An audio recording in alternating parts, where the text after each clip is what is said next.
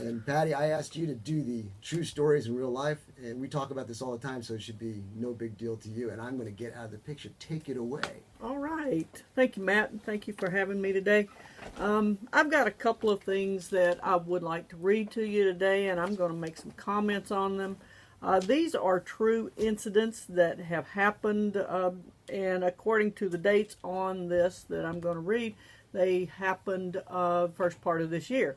We know that bad things happen every day to all kinds of people. And what you need to realize is when something is about to happen and there's a person who wants to hurt you, they probably have nothing to lose. They've probably already been in jail, or they've probably been convicted of something. They've hurt people before. They have nothing to lose. You have everything to lose. That's why you need to be prepared. You need to take all the precautions. You're going to hear a lot of things today about being aware, how to take care of yourself. Please listen. Listen carefully. And one other thing is that I like to say is, if you have an incident, there will be pain, either physically, financially, emotionally. When someone acts out against you, there will be pain for you too. But you have to get that out of your mind and not be afraid of it. First thing I'm going to read to you comes from the Clarion Ledger in Jackson, Mississippi. And we think of the Old South as, nothing much going on. Lots of stuff happens. But let me read it to you. And this is an incident of a man who has nothing to lose. It says, an escaped convict is probably thinking twice about his decision to try carjacking someone while he was on the run from corrections officers. Turns out the driver of the car he tried to take had a concealed carry permit and was armed. Check. The prisoner had stolen a truck, escaped from custody on February the 3rd, and several days later was in the Department of Corrections medical facility being treated for a gunshot wound. Somebody was prepared. This guy had nothing to lose.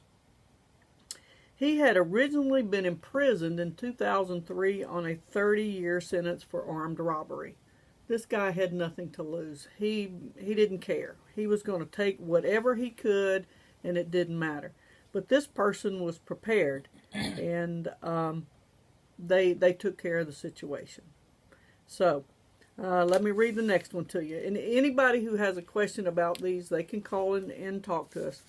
The second one that I'm going to read to you, entitled Someone in Your Home. Please secure your home. Secure your person, secure your home, secure your car. And also think about this. Anything can be a weapon. Anything you have in your hand. If you're cooking, a hot pan of grits, come on, we all know what that will do. That's so true. So true. Let me read this to you. During a 911 call, a Georgia woman reported that she had shot a man who tried to assault her after emerging from his hiding place in a closet. He's already in her house. Now, she didn't secure the property. That's number one, okay? She said she initially tried to fight him off with a spoon. Anything that you can get your hands on. But he was relentless in his attack. She had to shoot to protect herself and her 12-year-old daughter. Well, obviously she had some sense of security. She had a weapon available. But if you're a mom, the first thing that comes into your mind is, he's not getting to my kid. I'll do whatever I can. Okay? All right. She had a 12-year-old daughter with her. When police arrived, they found the wounded troublemaker lying outside the home. So apparently he stumbles outside. The miscreant later was pronounced dead at a hospital. You think end of story, but that's not the end of the story.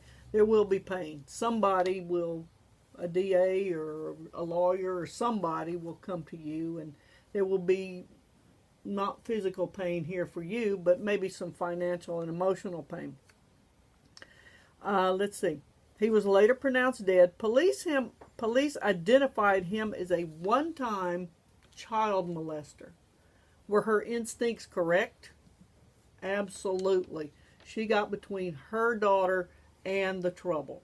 And whatever she has to pay, I'm sure she's willing to pay it to keep her child safe. He was displayed on the state list registry of sex offenders, but no charges were filed against the citizen. Pattie, Okay. you read that thing about the guy in the closet. Mm-hmm. As a woman, what's going through your mind when you know somebody has invaded your space, is in your closet, and is going to do you harm? Well, the first thing you're going is, uh-oh.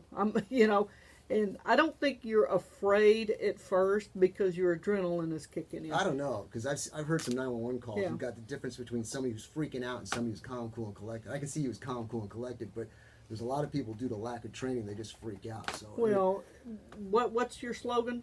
Practice eliminates panic. That's right. You follow your training. You do what you're trained to do. It's the same here as in sports, as in if you do play a musical instrument, your muscle memory has to take over. You can be afraid later, but when your child is in trouble, you just do. That's right. You just do it. You just get between them and the trouble, and you try to take care of business. All right. Now, Okay. look, for the sake of time, those are the true stories of self-defense in real life, and we're going to talk again in the second hour, but I want to get on